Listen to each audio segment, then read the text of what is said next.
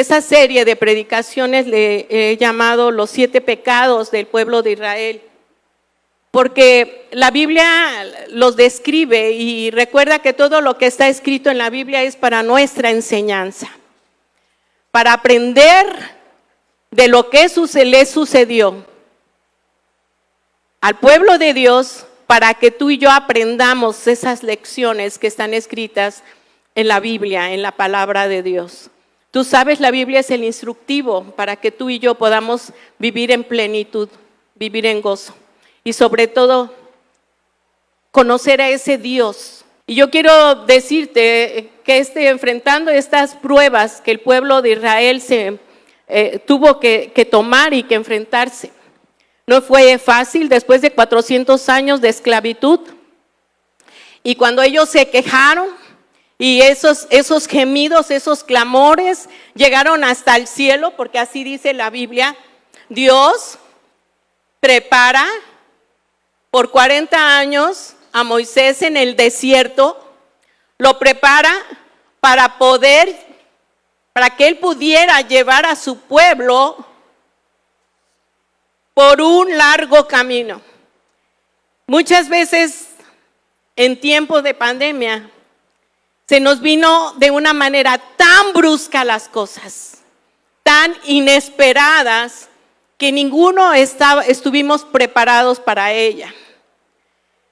Y el pueblo de Israel vio 10 plagas, presenciaron 10 plagas que afectaron, que el propósito era ablandar el corazón del faraón para que los dejara en libertad, para salir de esa esclavitud.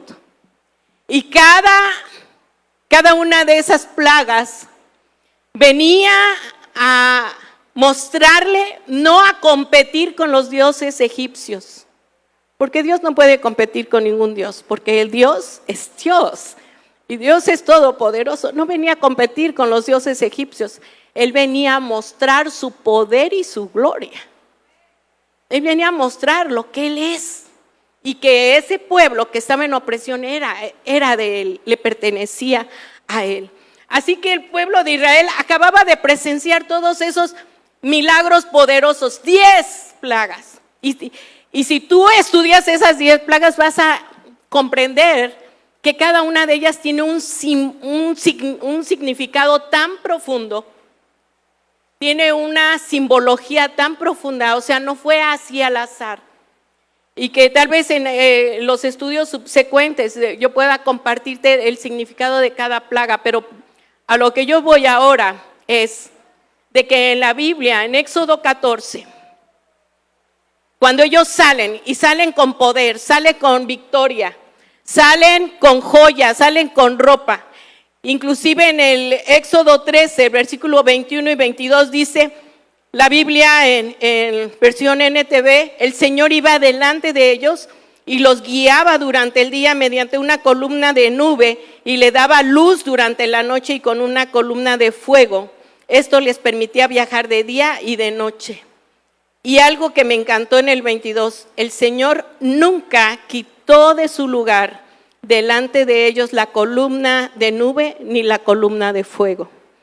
Pero vemos en el capítulo 14, en los versículos del 4 al 10, donde Dios quiere mostrar su poder y su gloria.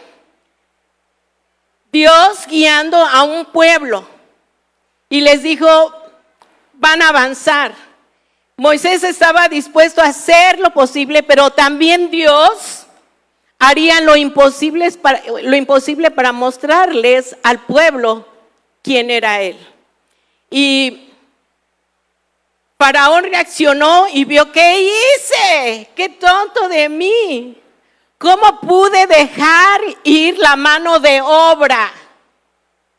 Ahora, ¿quién va a construir? Ahora, ¿quién nos va a servir? ¿Cómo fui tonto? Puedo imaginármelo. Pero no era Faraón, era Dios con un propósito. Repite conmigo, Dios con un propósito.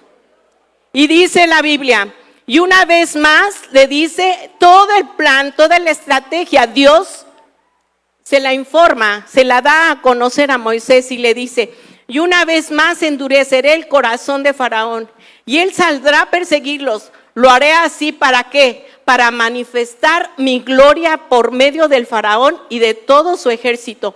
Después los egipcios sabrán que yo soy el Señor. Así que los israelitas acamparon donde se les dijo. Versículo 5.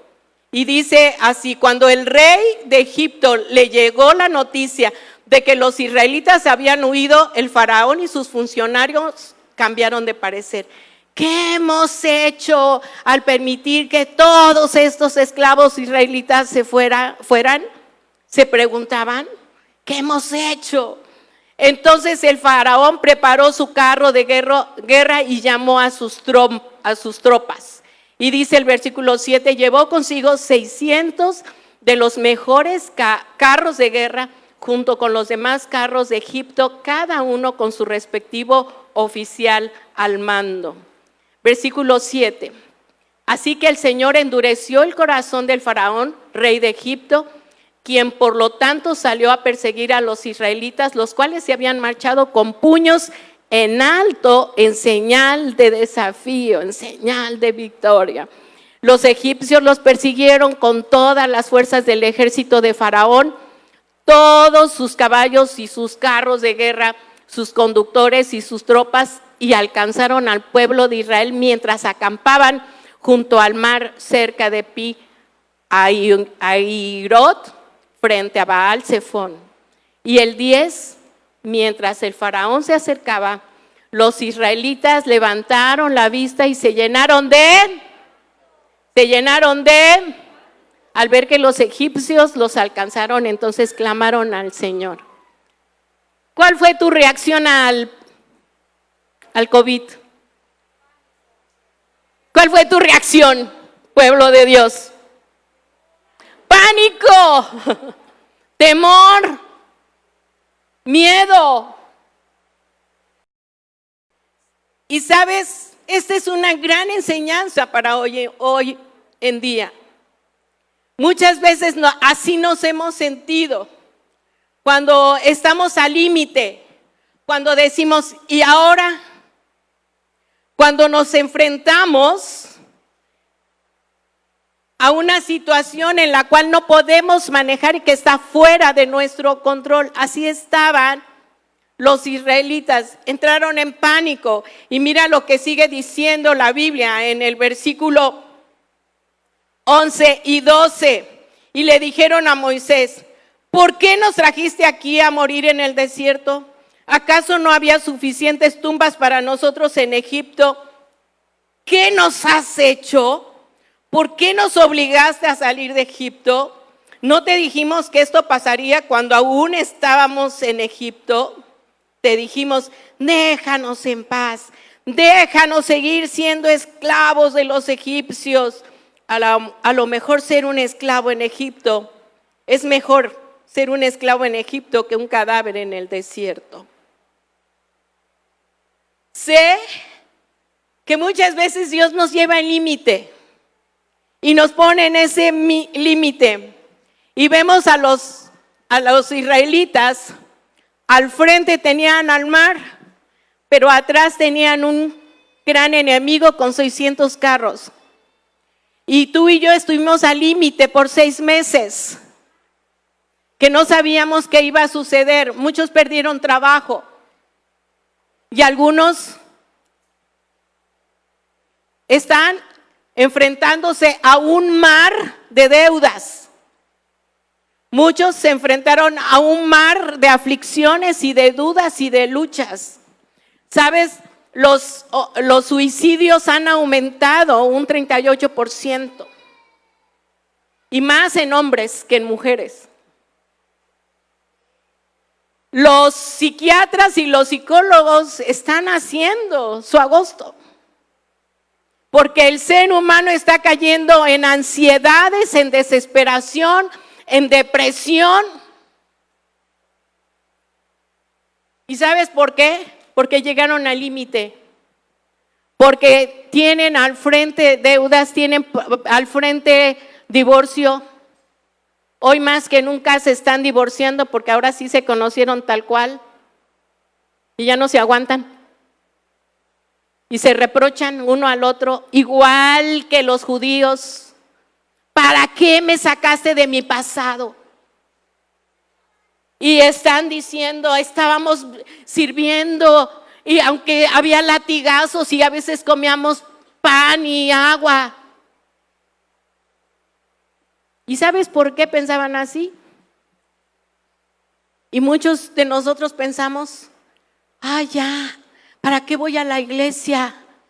¿A qué voy? Me voy a contaminar, pero no dejas de ir al súper. No dejas de ir al banco. No dejas de ir a galerías. Y eso que decimos que somos personas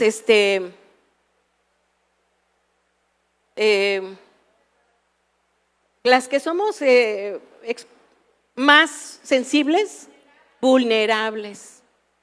No, es que no puedo ir a la iglesia porque yo soy de la tercera edad y vulnerable. Esa soy yo.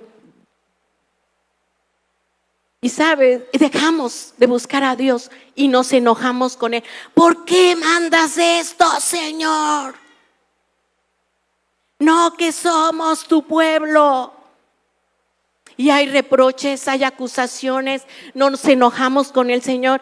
Los negocios me están yendo muy mal. Hoy más que nunca va a aumentar los robos, los asaltos, porque la gente está desesperada. Llegaron al límite del mar, pero atrás también tienen enemigos. Amados, a esta palabra yo le llamé cómo estás enfrentando la prueba. Y la Biblia es tan clara y yo quiero llevarte a ella. La Biblia nos dice que Dios no nos excluye de los sufrimientos, a pesar de que somos su pueblo. Lo que sí te asegura y lo que sí te garantiza que en medio de esa aflicción Él estará contigo y que Él nunca te va a dejar. Y así estaba el pueblo de Israel en ese momento. Ellos dijeron, preferimos pedirles perdón a Faraón y decirle, me equivoqué, perdón. Y me voy con la cola entre las patas y te sigo sirviendo a pesar de que me estés latigando. Perdón. Esa era la más fácil. Porque así somos los seres humanos, buscamos soluciones fáciles. No nos gusta pelear, no nos gusta esforzarnos. No nos gusta levantarnos para venir a alabar al Señor. Es más fácil ir a trabajar. Nos cuesta servir, nos cuesta buscar a Dios. Es más fácil seguir viviendo como vivimos y ahí vamos, ahí la llevamos, ahí más o menos la llevamos. Ahí vamos sacando las cosas. Porque lo estás haciendo a tu manera. Y sabes, el diablo le encanta tenerte como esclavo. Le encanta, se pitorrea de ti. Servir como un esclavo obediente es cumplir los deseos del amo, es más fácil. O número 2, pedir perdón al faraón. Número 2, obedecer a Dios y atravesar el mar.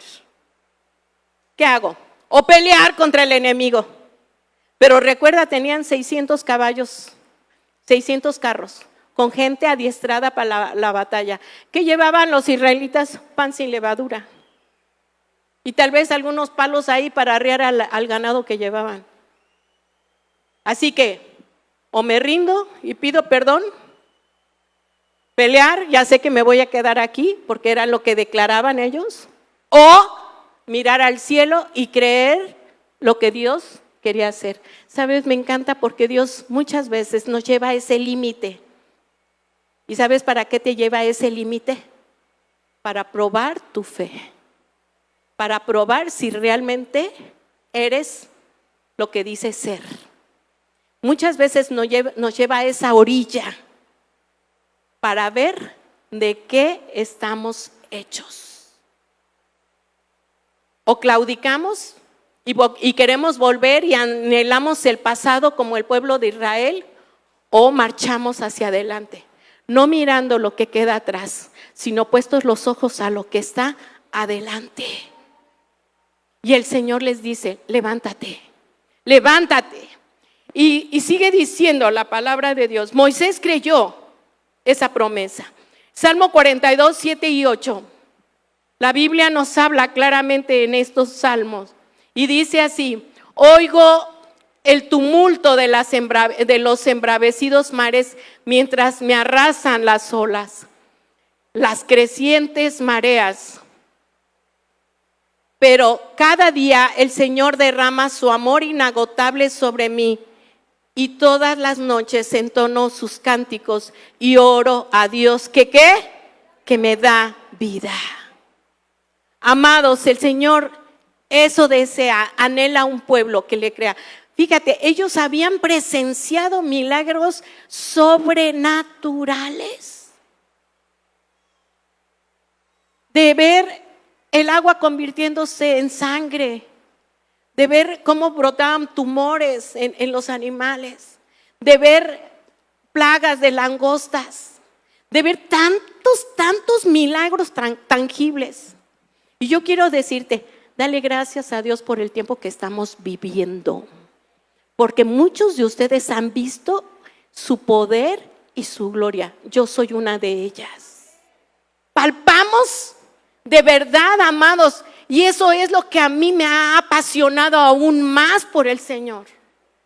Porque he podido, soy testigo, me consta de que el Señor se quiere glorificar en estos tiempos. Él quiere mostrar su poder y su gloria. Amados, abre tus ojos espirituales a lo que el Señor ya tiene preparado para su pueblo. No te quedes en el desierto. Amados, despierten. Reaccionen. Estamos en tiempos gloriosos donde debes de dejar de quejarte, porque quejarse es lo más fácil. Ay, no tengo dinero. Ay, me duele. Ay, mi vecino. Señor, ¿y dónde estás? Y es que tú dijiste. Es tan fácil quejarse. Es tan fácil amargarse. Por eso se llama fe. Porque la fe es confianza en lo que tú no estás viendo con tus ojos físicos, sino creer que es lo que hay adelante.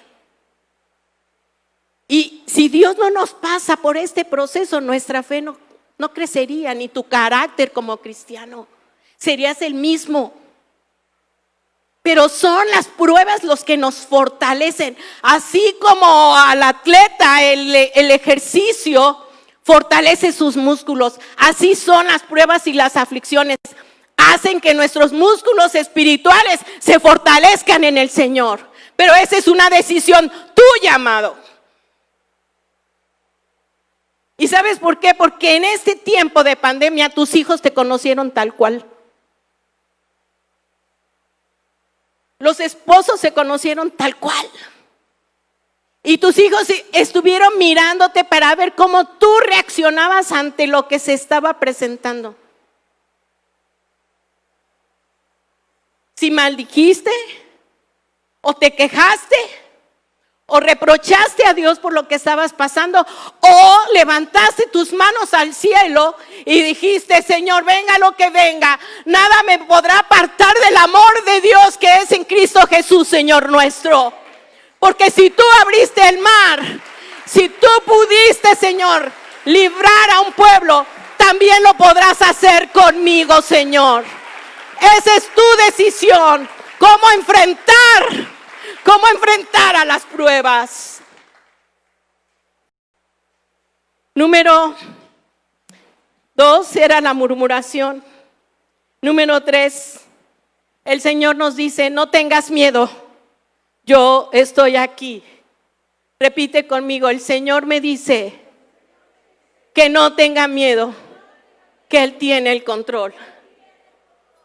Mira, en Mateo 14, del 22 al 31, hay una historia muy hermosa que me hablaba sobre lo que estaba pasando el pueblo de Israel. Jesús acababa de hacer un gran milagro delante de los ojos de sus discípulos y de todo el pueblo. Había dado de comer a más de 5,000 personas. Y dice la Biblia que sobró comida. Y todo porque un niño creyó. Un niño se desprendió de su alimento, que su mamá, nunca hablamos de la mamá de ese niño. Pero esa madre, con toda la alegría y la confianza y el gozo, le preparó a su hijo su lunch, sin saber que lo que ella estaba preparando con sus manos iba a ser el instrumento de multiplicación de un milagro creativo que Jesús haría. Y después de este evento, Jesús camina y va y le dice a sus discípulos. Inmediatamente después Jesús insistió en que los discípulos regresaran a la barca y cruzaran al otro lado del lago, mientras Él enviaba a la gente a la casa. Después de despedir a la gente, subió a las colinas. ¿Para qué?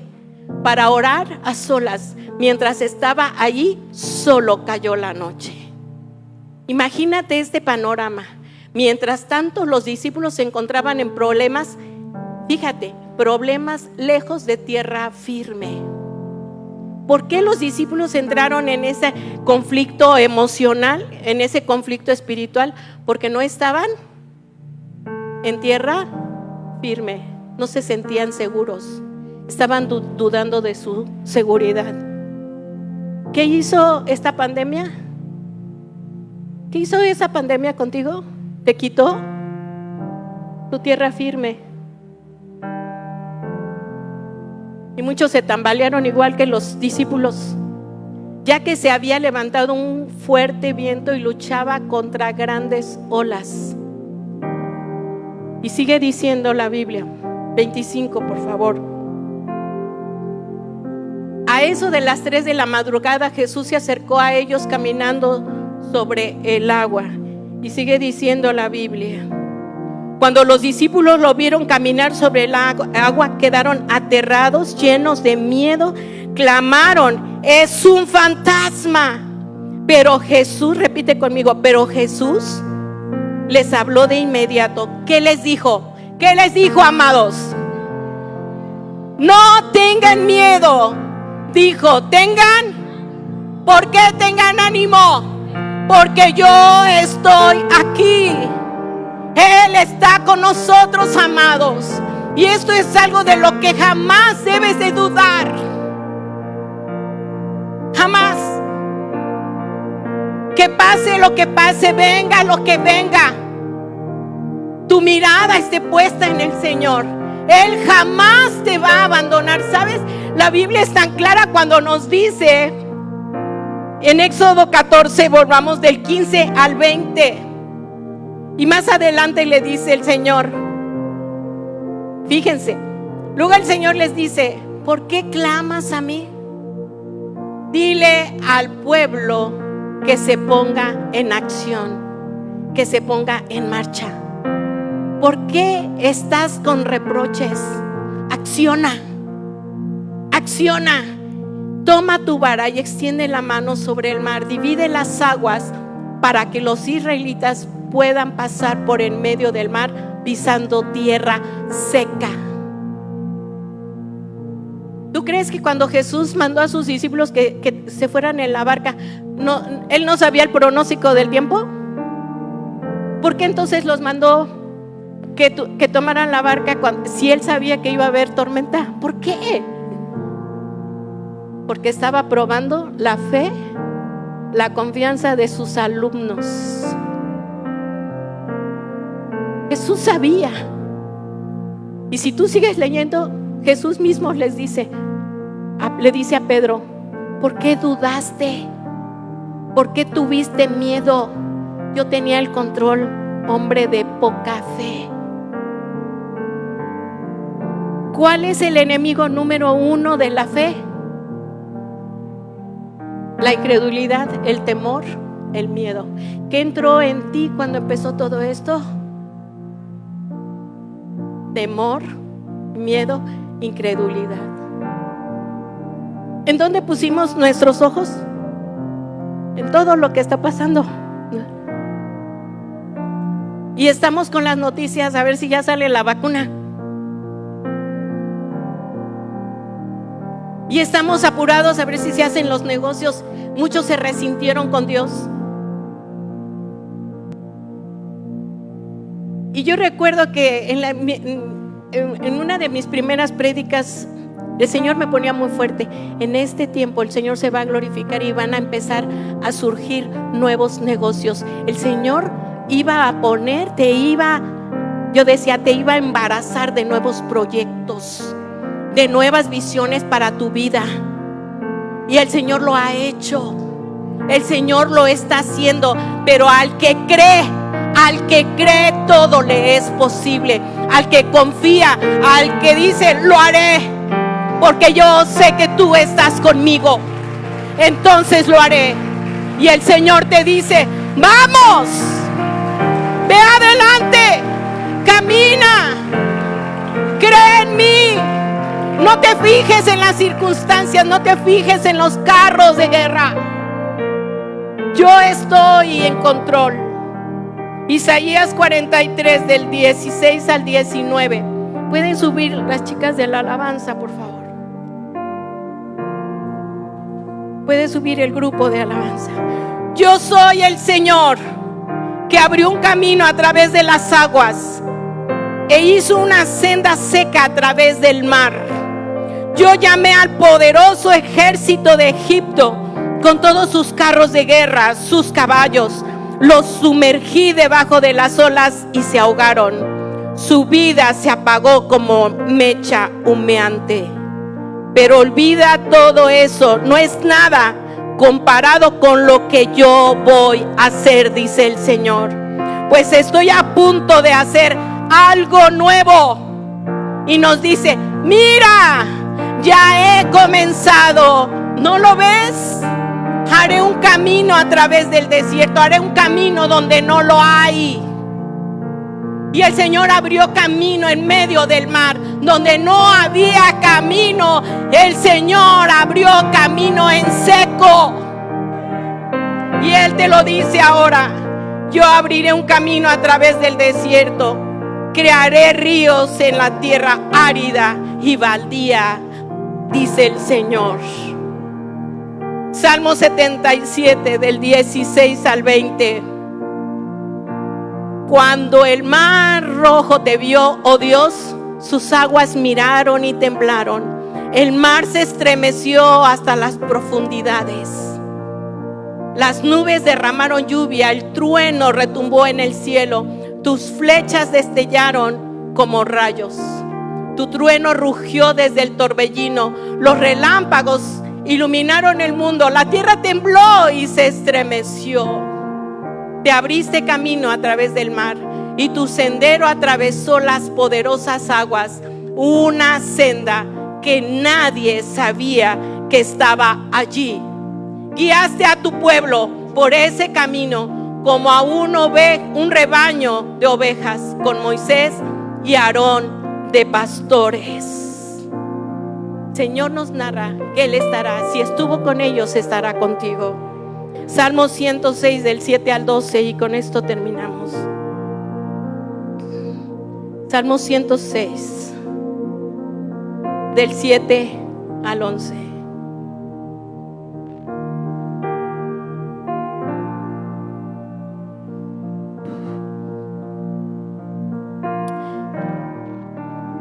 Puedo imaginarme el corazón del Padre cuando nosotros fallamos. Puedo imaginarme el corazón del Padre cuando nosotros no confiamos en Él. Puedo imaginarme el corazón del Padre cuando buscamos otras alternativas. Puedo imaginarme el corazón del Padre cuando nosotros no le obedecemos, ni le amamos, ni le tememos. Y dice la Biblia, nuestros antepasados en Egipto no quedaron conmovidos ante las obras milagrosas del Señor. Pronto olvidaron sus muchos actos de bondad hacia ellos. En cambio, se rebelaron contra Él en el Mar Rojo. Aún así, Él los salvó para defender el honor de su nombre y para mostrar su poder. Ordenó al Mar Rojo que se secara y condujo a Israel a través del mar como si fuera un desierto. Así los rescató de sus enemigos y los libertó de sus adversarios. Después el agua volvió y cubrió a sus enemigos. Ninguno de ellos sobrevivió. Entonces el pueblo creyó las promesas del Señor y le cantó alabanzas. Y yo declaro que la familia Lamies hará esto. Recordará todos los días, día a día, la bendición del Padre sobre tu vida, porque la Biblia dice: nuevas son tus misericordias cada mañana, Señor. Yo declaro que el pueblo de Lamies no será un pueblo que se amargue ni se queje, sino que podrá reconocer la mano poderosa de Dios en cada instante. Puedes ponerte en pie. Y debes de creer que Él está peleando tus batallas. Pero lo único que Él espera es un pueblo que le ame, un pueblo que le crea y un pueblo que le siga. Un pueblo que lo quiera con todo su corazón. Puedes cerrar tus ojos allí en tu lugar y habla con el Espíritu Santo de Dios, porque Jesús no está ahora físicamente como lo estuvo, pero está el Espíritu Santo de Dios, el Consolador, el Consejero. Cierra tus ojos y dile: Señor, perdóname porque yo fui una de estas personas. Yo fui un hijo, una hija que me quejé, que reclamé, que murmuré. Pídele perdón al Señor. El pastor Oscar hablaba de las maldiciones. Rompe esa maldición que salió de tu boca en contra del Señor, en forma de queja, en forma de murmuración, en forma de reproche. Dile: perdóname, Señor. Perdóname por no confiar, por no creer. Pero hoy, en el nombre de Jesucristo, hoy, Señor, renuevo mi pacto contigo, creyendo que cada día, cada momento tú estarás conmigo. Levanta tus manos y di: echo fuera todo pecado, toda incredulidad, toda dureza del corazón. Echo fuera todo temor, todo pánico, toda ansiedad, toda tristeza. Echo fuera toda pobreza. Renuncia a todo aquello que te había estorbado a tener una relación con el Señor. Hoy me pongo a cuentas. Y ahora dile: hoy declaro que tú eres mi Señor, mi Salvador, el que ha levantado mi cabeza, y que yo confiaré en ti. Tú serás esa columna de fuego. Serás mi guía, mi guarda, en el nombre de Jesús.